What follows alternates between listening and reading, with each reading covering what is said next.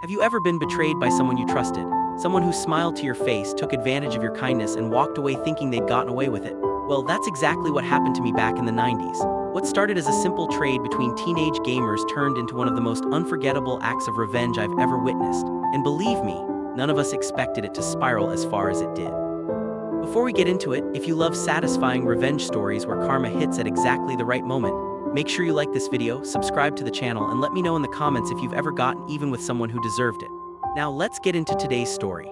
This happened long before online gaming, digital downloads, or high-speed internet. Back then, if you were a PC gamer, life wasn't easy. Finding new games was almost impossible because local stores barely carried any. If they did, they only stocked a handful of titles and they were incredibly expensive. My best friend and I were completely obsessed with computer games, so we came up with our own system. We'd save every bit of money we could, order games from overseas through mail catalogs, then wait weeks for the packages to arrive. Every delivery felt like Christmas morning. We'd carefully open the box, admire the colorful artwork on the cover, flip through the thick instruction manual, and finally slide those floppy disks into the computer. Those moments were magical. Since games cost so much, we agreed to share everything. If I bought one game and he bought another, we'd make backup copies for each other along with the copy protection information many games required back then. It wasn't exactly encouraged by publishers, but for two broke teenagers, it was the only way we could enjoy more than a handful of games every year. For a long time, our system worked perfectly. Then a new kid transferred into our class. At first, he seemed friendly enough, quiet, polite, nothing unusual, but one afternoon he casually mentioned that his uncle owned an enormous collection of PC games. My friend and I couldn't believe our luck. He started nomming titles we'd only read about in gaming magazines.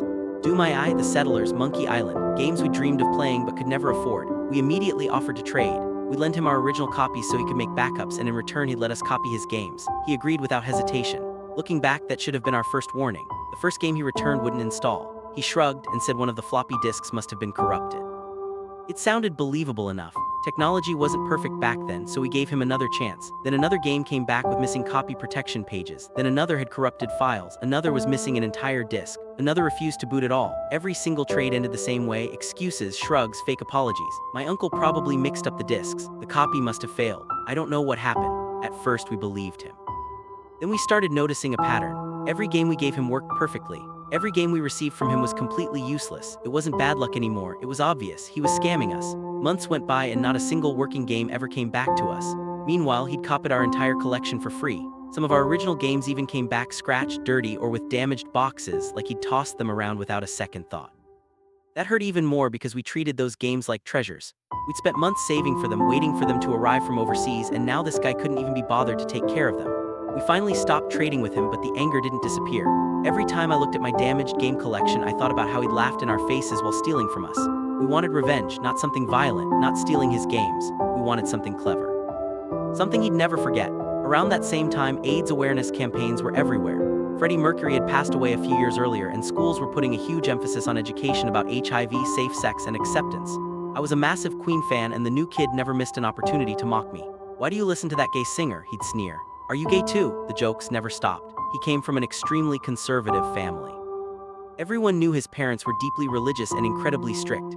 Even a rumor like that would cause chaos in his house. Then our entire class attended an AIDS awareness event organized by a local foundation. Representatives gave presentations, answered questions, handed out educational brochures, and offered free condoms with the foundation's official logo printed on the packaging. Most of the class laughed awkwardly and ignored them. My best friend looked at me. I looked back at him. Neither of us spoke. We quietly grabbed several brochures and a handful of condoms before leaving. The moment we got outside, we both had exactly the same idea. That evening we met at my house. Back then, hardly anyone owned a computer with a decent printer, but luckily my family did. We sat in front of the screen for hours designing what looked like an official letter. We carefully copied the foundation's logo from one of the brochures. We matched the fonts as closely as possible. We adjusted the spacing until everything looked authentic. Finally, we wrote the letter. It thanked him for reaching out after the AIDS awareness event, and said they understood how difficult it could be to admit being homosexual. It explained that they'd enclosed additional educational material along with several complimentary condoms, and encouraged him to practice safe sex. Reading it aloud made both of us burst into laughter, because it sounded exactly like something a real organization would send. Then we folded the letter, inserted every brochure we collected, added the condoms, sealed the envelope, and wrote the address. But we didn't address it directly to him. We addressed it to Mr. followed by his family name, his father. We knew there was a very good chance his father would be the one opening the mail first. We walked to the mailbox together and dropped it inside.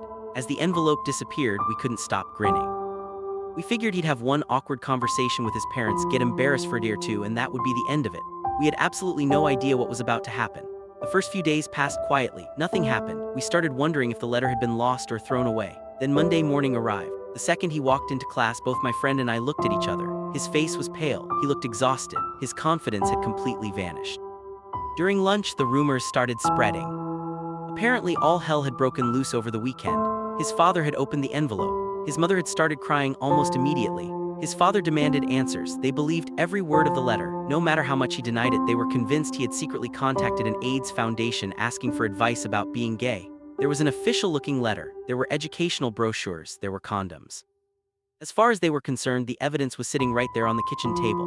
His parents questioned him for hours. They searched his room. They monitored where he went after school. He was grounded for weeks. His mother cried. His father remained furious. The entire household turned into complete chaos. At school, he couldn't understand what had happened. He kept asking people if they knew anything about the mysterious letter. Nobody admitted a thing. My friend and I stayed completely silent. We never laughed in front of him. We never hinted that we knew anything. We simply watched karma unfold from a distance. The funny thing was, after that, he completely changed. He never asked to borrow another game. He never made another joke about Freddie Mercury. He never mocked me for being a Queen fan again. He avoided us whenever he could. Looking back now as an adult, I can admit the prank probably went further than we ever intended. We expected embarrassment, not complete family meltdown. But after months of being lied to, cheated, and treated like fools, seeing him finally face consequences felt incredibly satisfying. Sometimes revenge isn't about causing pain. Sometimes it's about giving someone a taste of what it feels like to be powerless after they've spent months taking advantage of others. He thought he'd found two easy targets who would never fight back. Instead, one envelope changed everything. Even today, decades later, I still smile whenever I think about it. Because every time he stole another game from us, he believed he was getting away with it. He had no idea that karma was quietly being typed onto a sheet of paper, folded into an envelope, and mailed straight to his front door.